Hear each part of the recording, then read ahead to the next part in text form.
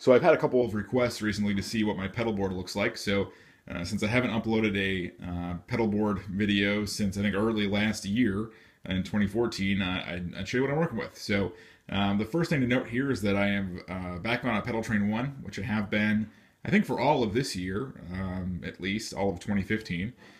This is, I think, maybe the third iteration of this board. But this is what it looks like today. So it's Pedal Train 1, and I have it in a mono case, which is very awesome.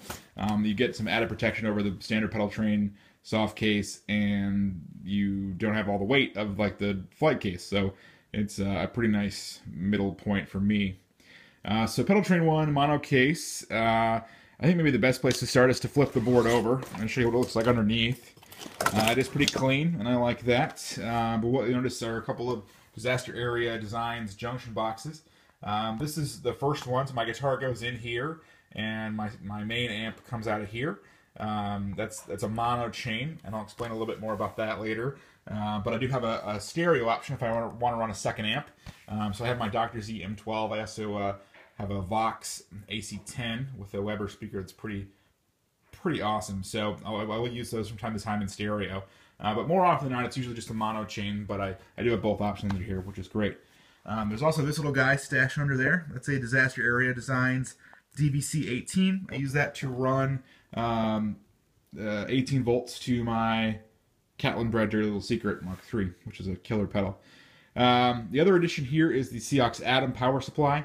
I've got the Timmy and Diamond compressor running at 12 volts, and then this also powers both my Strymon pedals, which is just awesome. I'd used the Pedal Power 2 Plus forever, and it's great, but I felt like I was taxing it a little bit too much.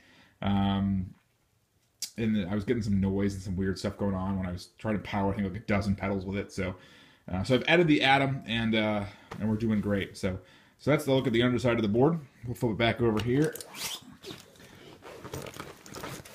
All right, so when it comes in from the Disaster Area junction box, it goes into the Ernie Ball MVP, which I've had, I think, since they came out, basically. It's a junior size volume pedal that I really like. Just works great. It's no tone suck, and it's powered and whatever, so pretty cool pedal. From there, it goes to the Diamond Compressor Junior, which again is powered at 12 volts. And I just got this, and I really like it. It's much the same as the standard Diamond Compressor. Prior to this board, I had been using the Diamond Compressor SE, which is just fantastic, but I think I've wanted a smaller Diamond Compressor longer than I've loved the SE. So there is a slight drop in clarity, but the Diamond Compressor is just great. I've used one for a long time, and it's kind of my always-on secret weapon, if you will. So volume pedal, compressor, and then it runs down into the Disaster Area Designs DPC-5. I've gone back to that. At least for the time being. I say that because Matthew and I are in conversation about a different kind of controller that would be in the same form factor, but with some different features. But we'll see if and when that comes to fruition. But once it goes in there, I've got 4 loops set up. Loop 1 is the Timmy Overdrive.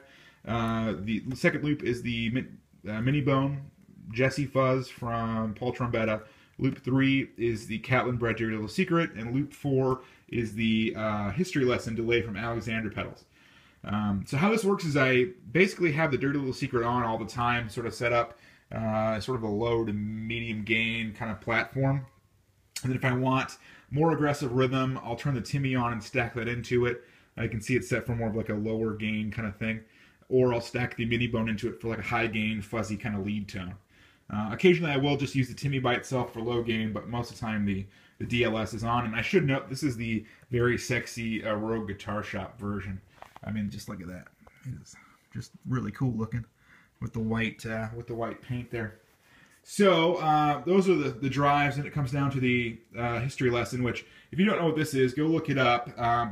Essentially, it's got decades worth of delay in it. It's got a tape emulation, an analog, and a digital delay as well, all with tap tempo that you can do different subdivisions with.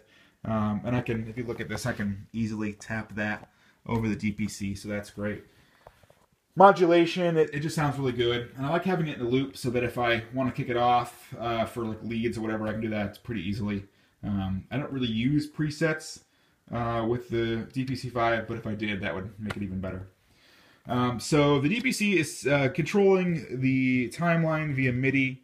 It's also sending tap tempo out to the Flint for the tremolo, and I'm sending a tuner out signal to the ST300. This is the new version of the Sonic Research Turbo Tuner. It's smaller, the LEDs are brighter, so it's easier to see on stage, and it tunes faster. So it picks up signal quicker, and it's markedly improved on every level. So I like that one a lot. But once it goes out of the DPC-5, we are going in mono from the timeline to the Flint, which I always have a little bit of reverb on with that, to the New Neighbor Slate version 2. This is running one of their reverb patches, but with, I can hot switch on, if I hold it for like a half second, like they're, what's it called, crystals or shimmer or whatever it is. So if I want to add that, I can. So this is sort of my always-on kind of shallow reverb, and then this becomes like the huge, sort of really epic sounding reverb that I can add trails to. And then in mono, it goes up to this little SHO super hard-on booster just for extra volume if I need it, and then out to mono. But if I want to run in stereo, if I'm using 2 amps, it goes from the DPC to the timeline, and then in stereo over to the New Neighbor. So if I want to do some stereo ping pong stuff, or just, you know, even more massive reverbs, I can do that in stereo. So that's pretty cool there. So that's a look at the pedal board. I hope you've enjoyed this video. If you have any questions, let me know. But yeah, thanks for watching.